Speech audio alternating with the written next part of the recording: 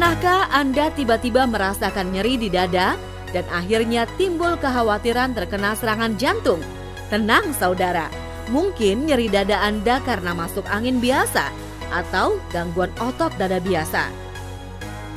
Penyakit jantung merupakan kondisi di mana jantung mengalami gangguan.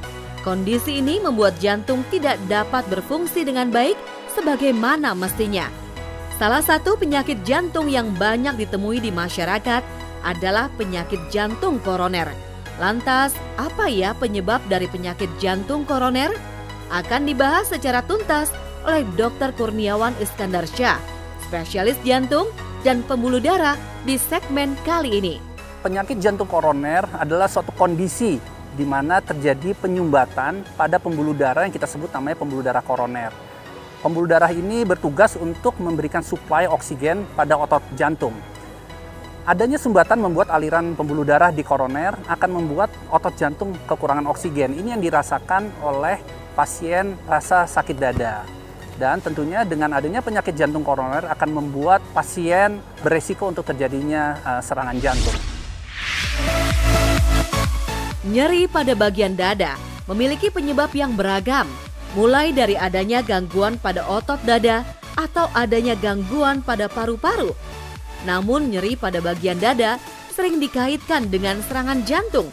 Lalu bagaimana ya membedakan antara serangan jantung dan sakit dada biasa? Jadi penyakit jantung, khususnya penyakit jantung koroner, itu ada dua. Satu adalah penyakit jantung koroner yang stabil, dan yang kedua adalah penyakit jantung yang tidak stabil atau kita sebut sebagai serangan jantung. Nah, penyakit jantung yang stabil biasanya nyeri dadanya khas, menjalar ke rahang bawah, kadang-kadang rasa tercekik, dan bisa menjalar sampai ke ujung-ujung jari. Dan biasanya diawali oleh suatu aktivitas. Dan biasanya sakit dadanya akan hilang apabila aktivitas itu dihentikan. Dan nyeri dadanya biasanya kurang dari 10 menit. Nah, beda kalau serangan jantung. Kalau serangan jantung, nyeri dadanya biasanya pada saat istirahat. Dan biasanya nyerinya lebih dari 20 menit. Dan pasien akan merasakan rasa yang sangat tidak enak. Ada benda yang tertindih di dadanya. Dan biasanya akan mengeluarkan keringat dingin, mual, dan muntah. Jadi sangat beda antara penyakit jantung koroner yang stabil dan penyakit jantung koroner yang tidak stabil. Sakit dada biasanya bukan hanya karena jantung, tetapi bisa juga organ-organ lain. Paling banyak 30% sakit dada yang datang ke rumah sakit itu biasanya karena yang kita sebut sebagai GERD atau gastroesophageal reflux disease. Selain itu juga yang paling banyak adalah karena muskuloskeletal, jadi nyeri karena otot-otot dan tulang-tulang. Tetapi ada organ-organ lain juga yang bisa membuat nyeri pada dada, misalnya emboli paru, ya, atau infeksi pada paru.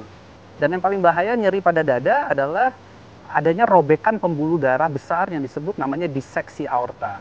Jadi nyeri dada sangat banyak organnya, bukan hanya jantung tetapi bisa juga organ-organ yang saya sebut seperti tadi. Rasa nyeri yang timbul pada bagian dada tidak selalu tanda dari penyakit jantung, namun juga bisa disebabkan oleh penyakit lain. Dr. Kurniawan, lantas apa ciri dari nyeri pada bagian dada yang bukan penyakit jantung? Ada perbedaan antara sakit dada karena penyakit jantung koroner dan bukan jantung atau organ-organ lain. Biasanya nyeri dada yang bisa ditunjuk oleh satu jari atau pointing atau titik-titik tertentu itu khas bukan dari nyeri dada karena jantung koroner. Ya. Nyeri dada yang berubah bisa menambah sakit atau berubah menjadi tidak sakit dengan perubahan posisi itu bukan karena penyakit jantung koroner. Jadi misalnya kalau kita menepukkan badan, tambah sakit, itu khas bukan dari penyakit jantung koroner. Nah, jadi seperti itu salah satu ciri-ciri perbedaan antara sakit dada karena penyakit jantung koroner atau karena organ-organ lain.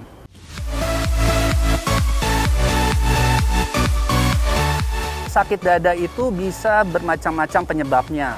Memang yang harus kita pikirkan utama adalah penyakit jantung koroner, tetapi banyak organ-organ lain yang bisa menyebabkan sakit dada. Yang paling banyak yang datang ke rumah sakit dada biasanya 30% itu karena penyakit yang kita sebut sebagai GERD atau gastroesophageal reflux disease. atau penyakit lambung.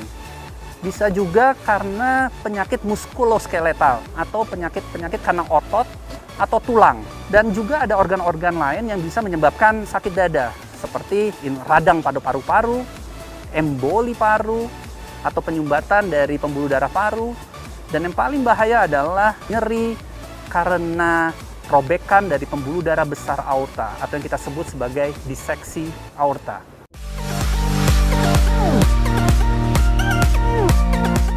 Jadi ada gejala yang kadang-kadang diabaikan oleh pasien, seakan-akan dia tidak merasa itu sebagai penyakit jantung koroner, yaitu apa? Nyeri dada pada epigastrium atau ulu hati. Seringnya pasien merasa nyeri pada ulu hati itu disebabkan karena penyakit lambung. Padahal salah satu gejala dari penyakit jantung koroner adalah nyeri ulu hati. Lalu bagaimana kita bisa membedakannya?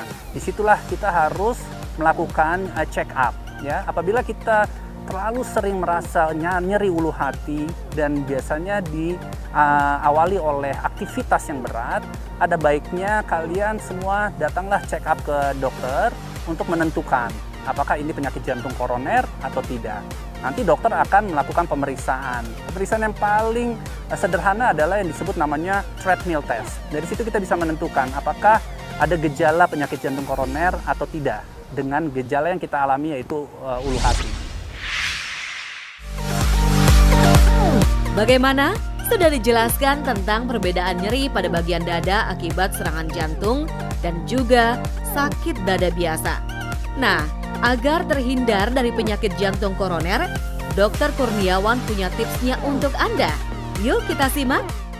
Untuk pasien-pasien yang sudah terkena penyakit jantung koroner, ada baiknya kita melakukan yang disebut namanya pencegahan sekunder. Apa itu pencegahan sekunder? Yaitu pencegahan jangan sampai pasien-pasien yang sudah terkena penyakit jantung koroner kembali lagi terkena serangan jantung. Nah, apa yang harus dilakukan? Pertama adalah merubah gaya hidup sehat kita. Apa sih gaya hidup sehat itu? Pertama, olahraga yang teratur. Ini penting sekali dilakukan oleh orang-orang dengan atau pasien-pasien dengan penyakit jantung koroner. Kedua adalah pola makan yang baik.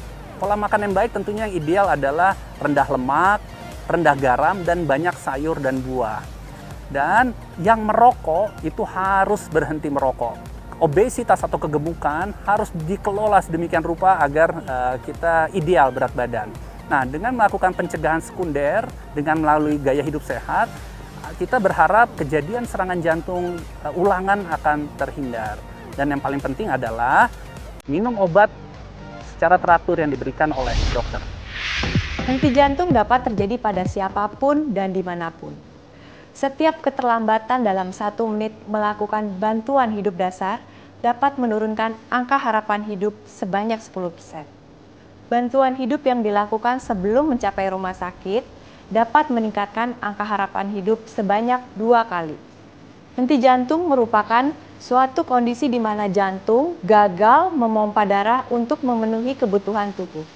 Apa yang harus kita lakukan jika kita menemui kondisi tersebut? Pertama, jangan panik.